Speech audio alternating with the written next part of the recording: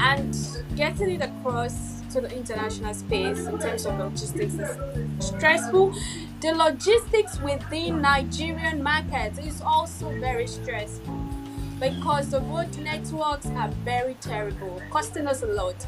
And now that there's fuel subsidy removal within Nigerian markets, it's even more difficult because the cost of transportation of moving your goods from the farm down to the market or even down to the production site is a lot of money as well now.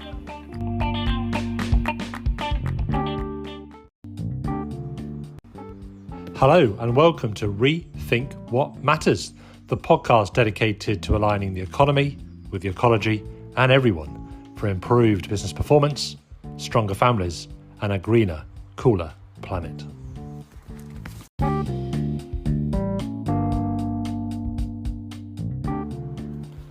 And today I'm joined by Joy Badiki of BKM Foods in Lagos State, Nigeria, and we're going to be discussing good health and well-being.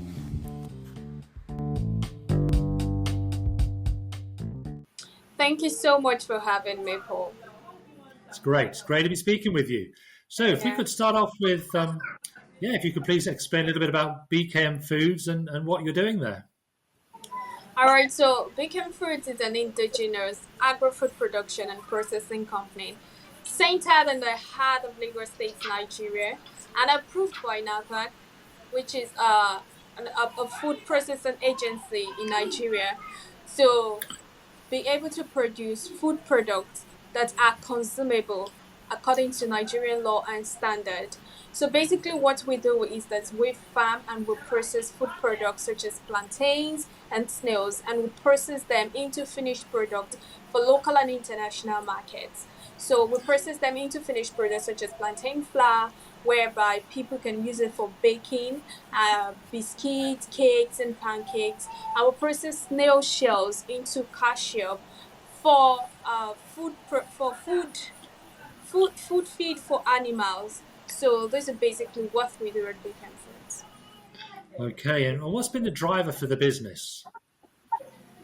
Okay, so the drive was when I lost my grandfather to diabetes, and it was a very terrible moment because he raised me, and the fact that losing a loved one to a disease that actually can be controlled and managed by what we consume, when we consume and how we consume it, makes me feel like there needs to be a lot of education out there, a lot of information should be put out there for people to be aware of what they consume, that it affects their general well-being. So that is the drive so far. Okay, and how have you been able to, pursue that agenda of educating people? Is it locally that you do that, or do you try and do this across Nigeria? Okay, so locally, we're doing that locally for now. We're doing grassroots communications. We put up a lot of strategy meetings, kind of, or awareness program that we hold within our localities, within churches, because Nigeria is a very religious country. So we put in a lot of awareness out there through church programs, through hospitals. Yes, when they have a meeting date with diabetic patients, we try to go there to have health talks and sensitizations. So these are ways we've been able to get across to grassroots people so far. Okay, all right, and so and what are people eating generally? In Nigeria, then are they eating unhealthily, or are they eating what sorts of food are they eating? I think most of the food that I eat basically in Nigeria are carbohydrate related food, from rice to starchy foods. A lot of people consume a lot of starch and consumes a lot of soda. People don't understand, and they don't understand the food balance kind of thing, or they just live their life and wait till doctors place them on diets before they eat right. So we are trying to sensitize people that they don't need to wait till it gets to that stage, especially when you're even younger. You need to start early because you are the complete definition of what you eat, so you need to start early. So that is the sensitization we're doing. A lot of people just consume sodas. A lot of people don't really exercise. They tell you Nigerian stress and traffic is enough already for them to be going to the gym, and they don't even eat the balanced diet. A lot of junks everywhere and all that. So it's a lot of Okay, work. sounds like same as the whole world over, maybe. Um, so I don't know if it's any worse in Nigeria, but are you eating a lot of processed food over there then? Yes, people take a lot of processed food. People take a lot of finished food, especially in Lagos, because people believe they don't even have time to go after farm fresh food. So they take what is available. So a lot of people consume a lot of processed food. Yes, in Lagos, Okay. Nigeria, especially. So the challenges of delivering SDG3 good health and well-being, you're doing a great job there, obviously, with your business. So it really Thank comes you. down to, what are the challenges in running a food business, food production business like yours? Um, for example, what about inconsistent power supply? I know that can be a challenge. We have numerous challenges in Lagos, Nigeria, and I won't even lie about that because some of the challenges are logistics. We have logistics challenges like bringing the products fresh from the farm down to the factory where to be processed is a lot of challenge. Staffing, getting people who understand the vision and the mission. It's a lot of challenge as well, and getting, as you said, power supply is one major challenge. Currently, we're under subsidy in the country with fuel and all, so there are numerous challenges, but the major one currently is logistics. And then what are those logistical challenges then? Okay, so logistical challenges is one of the things is transporting our products from the farm down to the factory, getting it across to our final consumers. Let's say now we want to bring our product to the UK. Uh, Bringing our product to the UK using maybe DHL or one of these air means of transportation. They Yep. were in cages and it's quite expensive in Nigeria. And a lot of customers were like, oh, why should I pay this much over just shipping to UK, whereby the product is not even as expensive as the cost for logistics. So it's a major challenge for us. Going to Okay. South Africa, even taking it, one of the issues is bringing it from the farm, and the road transport issue, like the road network is really terrible. So there are a lot of challenges. But I would have thought that just the local market would be sufficient. Do you also need to export as well?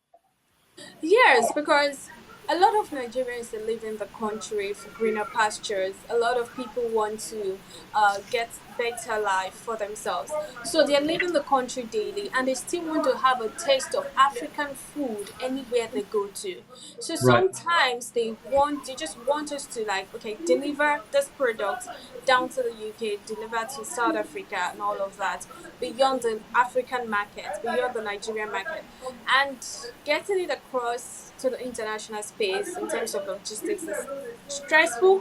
The logistics within Nigerian market is also very stressful because the road networks are very terrible, costing us a lot. And now that there's fuel subsidy removal within Nigerian markets, it's even more difficult because the cost of transportation of moving your goods from the farm down to the market or even down to the production site is a lot of money as well now. Okay. And is there a lot of competition from bigger companies making it even more difficult? Yes, the competition is stiff as well, but yeah, there's market for everyone. Okay, that's great. That's great to know. And in terms of the workforce, then, are there many skilled people available to you? Okay, so right now we have a team of 7 people, and four are skilled people who work with us permanently, and it's really challenging to be able to pay these skilled workers because we are a small growing business. So paying them is a little bit challenging, and the remaining people are on contracts. Like they're on contract, so they're being paid based on commission and all of that. So not getting like people who are really deserving, they stay with you for a while and move on because everybody wants a bigger salary, of course. And here we are, a lot of policies that are really restricting from getting more hands, a lot of policies from governments that are so not favorable. So all of those challenges, we mean retaining the best means paying them the best amount of money. Yes, to Right. actually make it competitive for us to stay with them. But it's been challenging upping the game in terms of salary, and it's Right. been difficult. It's been difficult keeping them. So it Right. takes a Yeah. lot. It takes a lot. And because you're creating good, healthy food sustainably, does that attract people? Are they interested in working for you because of your mission? Yes, but not everybody wants to work as free workers or freelancer, or the highest we can do is get an intern, and an intern we still have to tutor them on what to do and how to do it best, compared to people who already have the skilled experience. People with skilled experience want a good rise in terms of salary, but people who Yeah. are intern can go with practically anything. And but you still have to do the work, you still have to tutor them, do this at this time, send emails like this, talk like Mhm. this to customers and all of that. So it's really draining, and after a while, let's say 1 year, 6 months, they've moved on because they've gathered the experience, their eyes are open to better opportunities, they have the work experience with you already, they move on to Right. greater heights. So it's Okay. really stressful. So you will now have to start looking for a new set of people, training them again. It's Right. draining. It's draining. I can. Yeah. I can imagine how hard that might be. Yes. Um, and so, in terms of being able to recruit people, hire people, does income inequality, is that playing a part there in Yes, inequality generally? yes, inequality in terms of recruiting people. We try to balance it, but we at the same time we don't discriminate. As far as you have the right skills to offer, whether you're a female gender or a male gender, as far as you know what you want to do, you understand the vision and the mission of the organization, and you can keep up to it, we're good to go, irrespective of the gender. But majorly, when it comes to the farm, we use more of men because it's more of hard work there. So when it comes to marketing and female related or office related jobs, we do more of women. So currently we're seven, we have four guys, and we have 3 ladies with us. So that is our spreadsheet for now. Okay, so you're doing your bit to help close the gap, if you like, between Yes, the. yes, we are. As far as you have what it takes, no Yeah. discrimination. Right. So I can see there are many challenges, but let's talk a little bit on the positive side, can we? What's the positive side of SDG3, good health and well-being in It's Nigeria? What are the good things we can see? Okay, it's really fulfilling when you get testimonies and feedbacks from people that, oh, since when they've started eating this particular product from Became Foods, they feel better, they feel lighter, and maybe their blood sugar dropped and all, and they're getting healthier. It's the best thing. It's in short, it's better off than money because I would say it's better than money completely, but at least the fact that we're solving a problem and the people feel okay with themselves is really reviving for us, regardless of the challenges, regardless of how tired we are that day. When people give us such feedbacks and testimonies, it's amazing for us.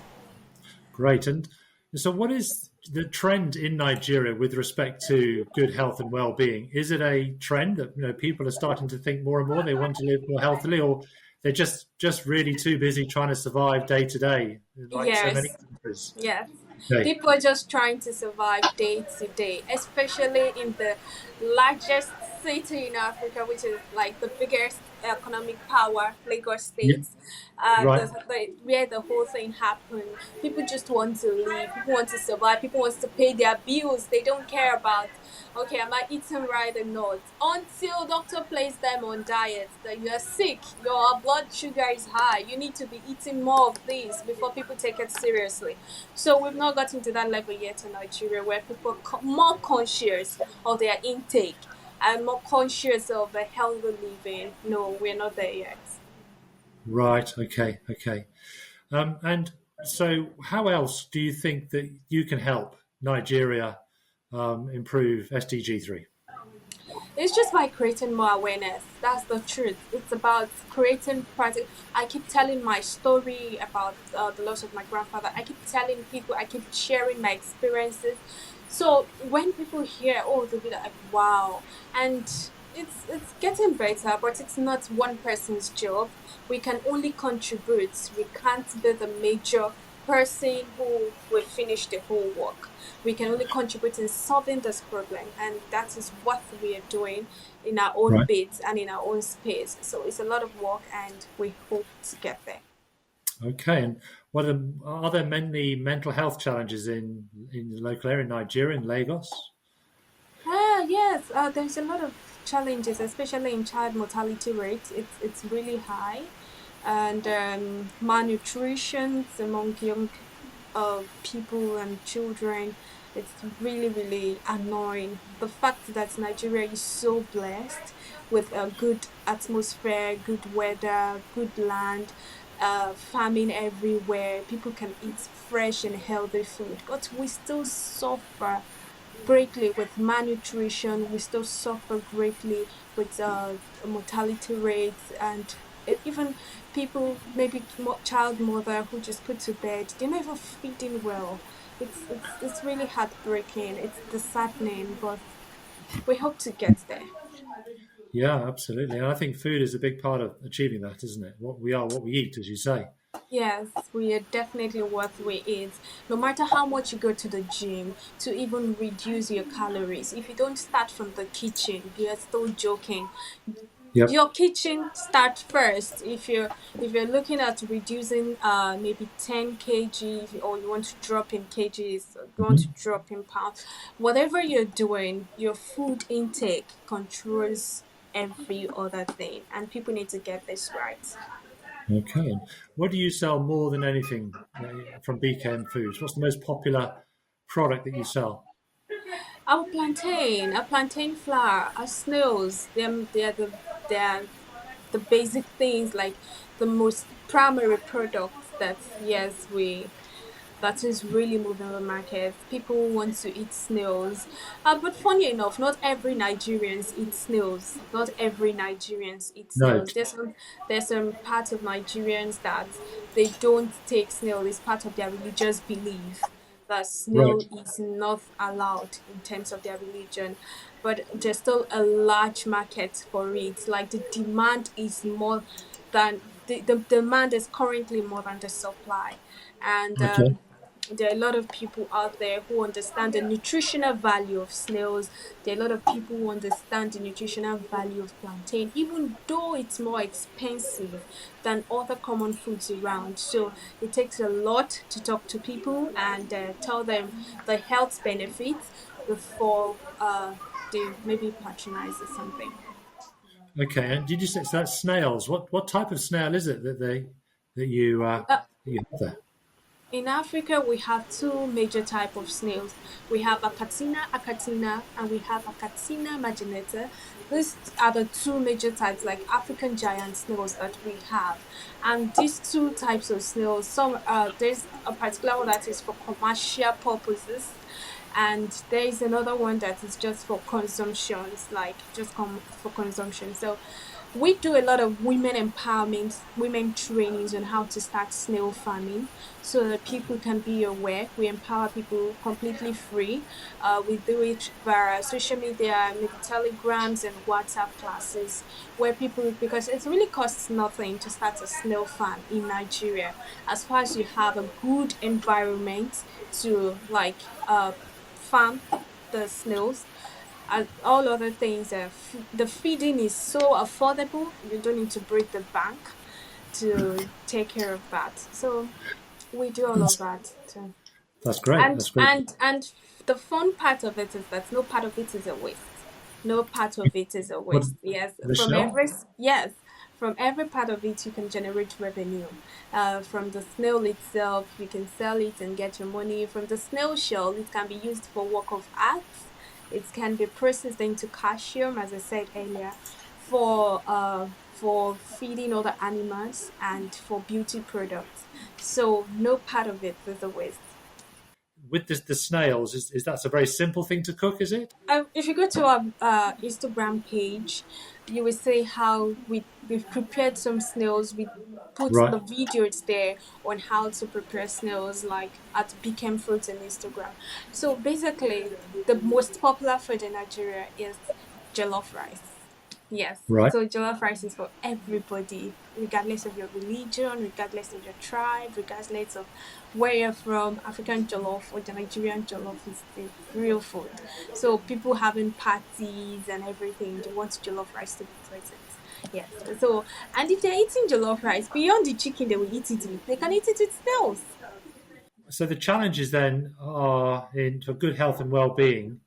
Would it be then around the health and medical side of things, the provision of healthcare to people? When it comes to healthcare issue, I leave that to the government because I think the government is not really doing enough in terms of healthcare in Nigeria, and a Yeah. lot of our policymakers and our leaders, they would rather travel outside, come to the UK for treatment rather than invest here in Nigeria for proper health care space. So Yeah. in terms of healthcare, that is to the government. It's Yeah. terrible, but we're hoping for the best. Yeah. And what about access to finance? Is that difficult for you in running a business in Nigeria? Yes, it is. Yeah, access to finances is a little bit difficult, but one thing I realize is because I have banking experience, it has really helped me. If once you understand your books in terms of your debit and your credit, your inflow, your cash flow, if you have a proper statement of accounts for your business, not using your personal accounts for the company's accounts and all of that, once you have a good books and banks see that you're doing the right thing, they're interested in investing into your business. They're interested in giving you loans, although the interest rates might be very high. So, but you will definitely get something. The Bank of Industries, they will also, once your books are tidy up very well, you get funding. Angels and investors are also everywhere, but it depends on how you defend your product. Why should I invest in it? So access to funding might Okay. be a little bit challenging initially, but once you understand the trick, you will get it right. Okay. But how representative is Lagos state, of Nigeria more widely? Ah, Lagos State is very big. Oh, that's well populated and it's the commercial city. Like everybody does business in Lagos. If you're coming from anywhere in the world, you will need to get to Lagos first to understand, okay, what do you need to sell to these people and how do you need to sell it. So Lagos State, it's not the capital. It's not the capital of Nigeria, but in terms of commercial space, Lagos State is holding it down. That's just the Right. truth. The population, it's huge. We have huge population in Lagos, and the buying power of Lagos State people is very high. So Lagos State is the real deal. A lot of shipping companies are here. when they're importing directly, it gets to Lagos, people clear it in Lagos and it's being distributed to other parts of the country. So everybody looks up, they all look up to Lagos to clear their containers or shipping products or whatever they've shipped into the country, rather. And Mhm. Lagos State is huge. Right. Okay. Okay. I will love to see you in Lagos State. So when you come around, I can take you around. I'd love that. That'd be great. I would Yeah. love to do that. All right. Are you looking for customers in the UK? Yes, we're open. We're open Okay. to diaspora All right. African markets, companies who wants to expand into Africa or partnership. We're opening to all of that. We're ready for business. So if they're looking at, we're here in Africa. Great. We're here in Nigeria. And how can people get a hold of you then, Joy, if they want to? Where should they go to reach? How can they reach you? All right, so they can check us out on LinkedIn at BKM Foods or my personal page at Joy Kemi Badaki, or they can check me out on Instagram at BKM Foods. On all our social media pages at BKEM underscore FOODS. That's been a great insight, Joy, into SDG3, good All health right. and well-being there in Lagos State, Nigeria, and Nigeria more generally. Thank you very much for your time. Thank you so much. Thank you so much.